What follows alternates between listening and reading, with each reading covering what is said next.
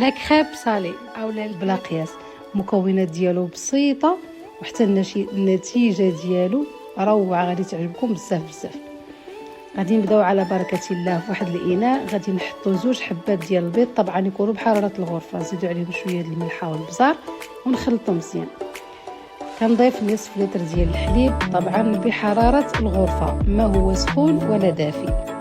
واحد المعلقه ديال الزبده كبيره ذوبتها، كنخلط مزيان مع 2 كيسان عامرين مزيان ديال الدقيق ما يعادل 220 غرام. كنخلط، ممكن نديروه بالبراميكسور، انا غادي نخلط غير بالفوي وندوزو في الصفايه ونحاول نورك على هذاك الدقيق اللي بقى باش كلشي يخرج.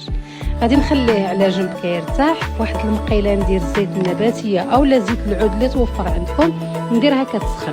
غادي نزيد عليها حبه ديال البصله مشلضه كشنين فات، وضروري نغطيو عليها كلشي داك الزيت كيطير الا ما غطيناش عليها. شويه ديال الملحه، وحتى كطيب واحد الطياب في شكل كتجي بنينه بلا ما كتنشف، يعني كتحمر وكتاخذ واحد اللوين ذهبي بلا ما كتنشف. زدت 250 غرام ديال الديك الرومي اللي كنت متبلاه، وديجا درت معكم لا فيديو بتوابل الشاورما، وغادي نخليهم كيطيحوا مع بعضياتهم ولا كينزلوا، وديما كنغطي عليهم باش ما كيجيوش ناشفين. راهي الا خليناهم بلا غطا غادي يقصاحوا. غادي ما غاديش نضيف حتى شي حاجه، كلشي راه متبل. هذاك الديك الرومي اولا الصدر ديال اللادن صافي حيدتو. غادي ندير هنايا الشامبينو، درتو بوحدو لان ولادي شي كياكلوا شي ما كياكلوش، باش ماشي يكون كلشي نديرهم شامبينيو. هنا كنقص النار وما كنضيف والو. غادي نفرتت هاد الصدر ديال اللادان مزيان هكا باش يجي صغير ما يجيش باين في لاكريب. كنسخن المقله مزيان، دهنها بشويه ديال الزيت، وكنبدا كنهز لاكريب ديالي بعد ما كنخلطو مزيان. المهم عينكم ميزانكم نتوما عبروا. انا درت هذا الكاب، من بعد درت نصف الكوب هو اللي خدمت به ومشى ليا مزيان. كنخرجوا 8 ديال الحبات ديال لاكريب بالضبط من هاد العجينه، ولكن الحشوه انا عمرت غير 6 وبقاو لي 2. كنطيبوها من هاد الجهه وكنقلبوها، ولكن ما نخليوهاش كتحمر مزيان، لان هذيك الجهه اللي ما تحمرش مزيان هي اللي غادي نخليوها باش تطيب عليها، باش ما يجيش هكا محروق، يجي اللوين ديالها ما يجيش مخطوف، يجي زوين.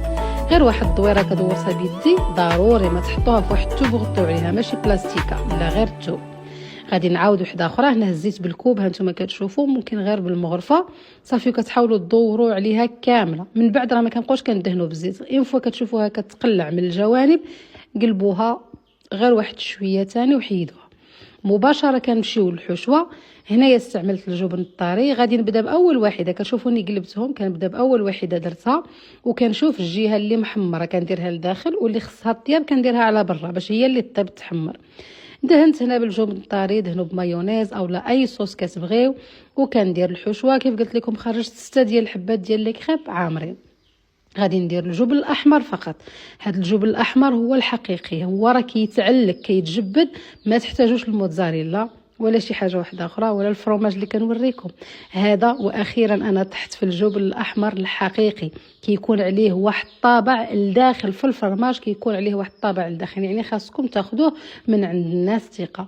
انا الصراحه جبته على عبد الصمد، راه غادي نطاقيه لكم، وكان ماشي في المقله حتى كتبرد هذه وعاد. المهم هذا هو الشكل النهائي. كان نردوا لهم البال حتى كياخذوا واحد اللوين زوين. وهانتوما تشوفوا الحشوه. الفرماج كيف قلت لكم شوفوا كيتعلق، خاص غير نعرفوا الناس الثقه اللي نشريو عليهم، لانه كاين وكيتباع بنفس الثمن ولكن التعليكه والو. المهم راه زوين بزاف والوصفه زوينه بزاف، جربوها وردوا عليا الخبر.